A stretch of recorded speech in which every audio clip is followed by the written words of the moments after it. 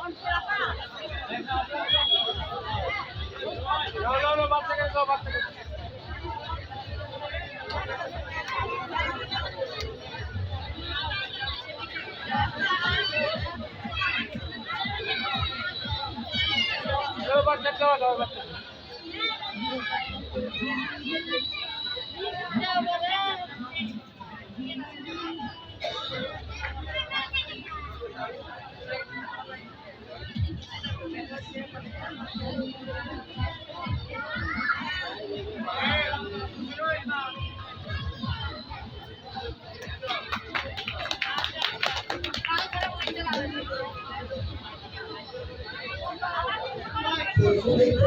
হাসি লাগে রে ভালা, লাপা লাপা লাপা লাপা লারে লাপালা। বন্ধুরে তোর মুখের হাসি লাগে রে ভালা, বন্ধুরে তোরে নিয়ে প্রেমেরই সাগরে ভাসাইব সুখেরই বেলা। লাপা লাপা লাপা লাপা লারে লাপালা। বন্ধুরে তোর মুখের হাসি লাগে রে ভালা, লাপা লাপা লাপা লাপা লারে লাপালা। বন্ধুরে তোর মুখের হাসি লাগে রে ভালা।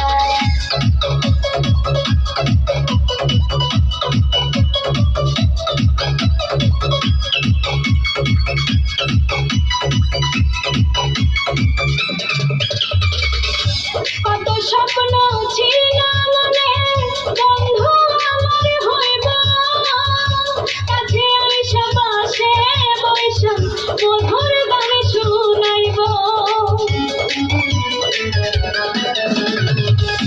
কত স্বপ্ন ছিল মনে, বন্ধু আমার হইব, কাছে আইসা পাশে বইসা মধুর গান শুনাইব। বন্ধুরে তোরে নিয়ে প্রেমেরই সাগরে ভাসাইব সুখেরই ভেলা। লাপা লাপা লাপা লাপা লারে লাপালা। বন্ধুরে তোর মুখের হাসি লাগে রে ভালা, লাপা লাপা লাপা লাপা লারে লাপালা। বন্ধুরে তোর মুখের হাসি লাগে রে ভালা।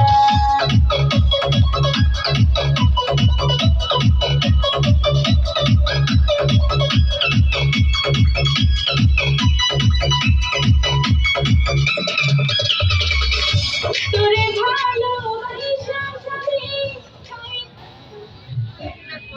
সম্মানিত উপস্থিতি, ম্যাডাম মনে হয় কিছু বলবে, আগে আমরা ম্যাডামের কথা শুনে নেব। লাইট ঠিক আছে কথা। কি গাবো আমি, কি শোনাবো আজি আনন্দ আমি। পুরবাসী জনে এ দেখি দেখে তোমারও অমৃত নামে। কি গাবো আমি, কি শোনাবো আজি আনন্দ ধামে। আমি কথা বলার জন্যে আপনাদেরকে সালাম জানালাম এই গানের মধ্যে দিয়ে, যে আজই আনন্দ ধামে কি বলতে চাচ্ছি। আজকে যদি হোসনার আপা এখানে থাকতেন আরো উনি খুশি হতেন। আমি কিন্তু কারো কেউ না এখানে, আমি শুধু হোসনার আপার একটা ছায়া।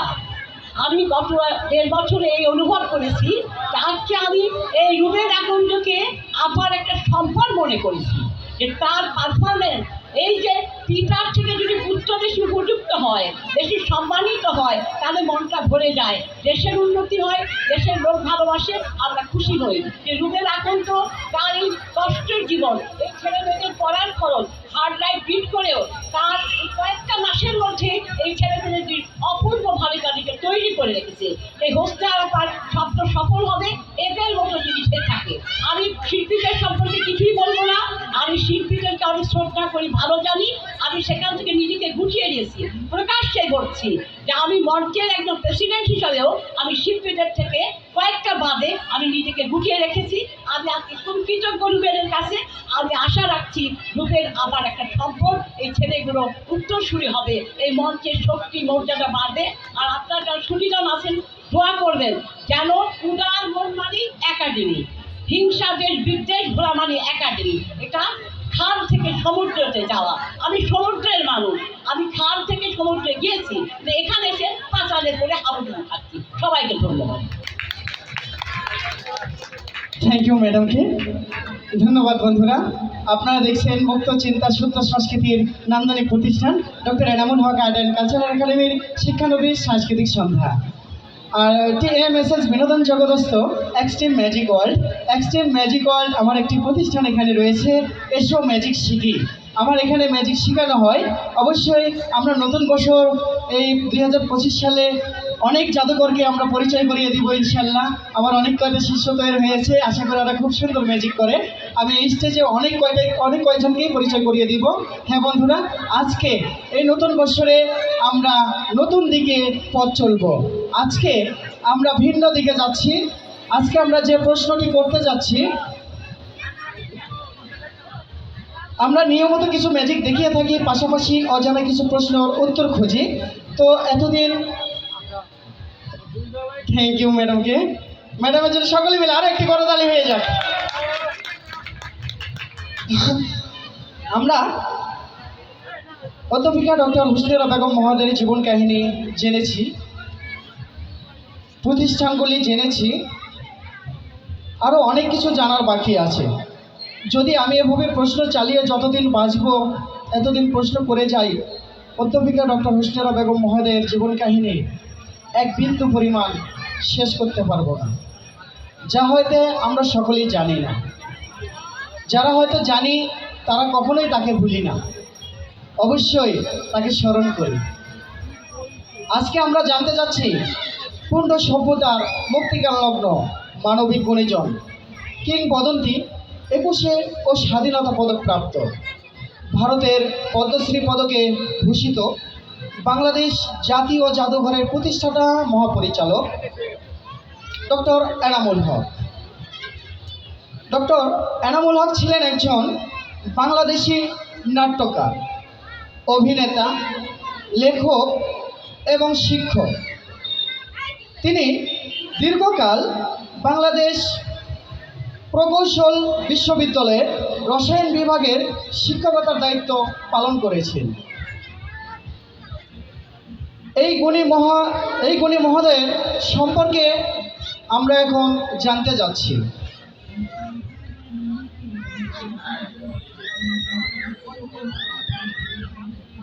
আমার প্রথম প্রশ্ন, ডক্টর এনামুল হক স্যারের জন্ম কত সালে এবং কোথায়? আমার প্রথম প্রশ্ন জানা থাকলে সকলেই হাত উঠাবেন। ডক্টর এনামুল হক স্যারের জন্ম কোথায় এবং কত সালে? বলবেন, আসবেন।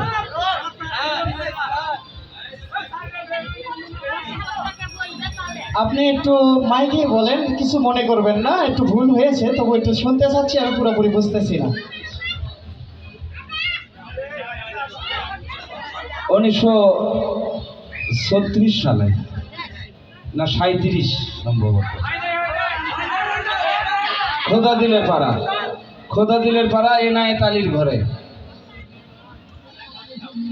আচ্ছা, এটার উত্তরটা আমি যেভাবে পেয়েছি, আসলে আমি এগুলি বর্তমান ডক্টর এনামুল হক স্যার সম্পর্কে যেগুলি আমি সংগ্রহ করতেছি তাই ইউটিউব থেকে, তো এখানে পেয়েছি আমি 1943 সালের 29 মে ফেনী সদরের মটবি এলাকায়। 1943 সালে 29 মে ফেনী সদরের মটবি এলাকায়। আমার দ্বিতীয় প্রশ্ন, ডক্টর এনামুল হক স্যারের বাবার নাম কি? আসবেন।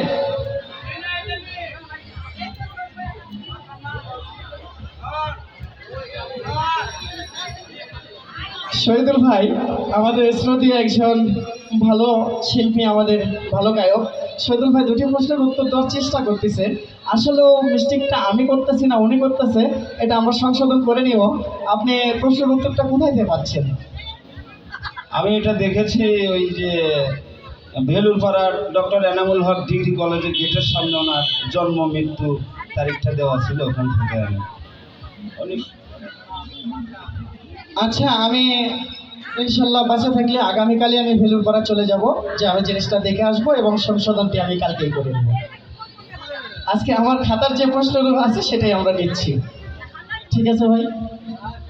যদি সঠিক হয় অবশ্যই পুরস্কার উনি পাবেন, আগামীকাল আমরা দিন, ঠিক আছে স্যার? প্রশ্নের উত্তরটা হচ্ছে, শহীদুল স্যার বলছে 1936 সাল, কিন্তু আমি এখানে পেয়েছি 1943 সালে 29 মে। তাহলে আমার এটা মিস্টেক।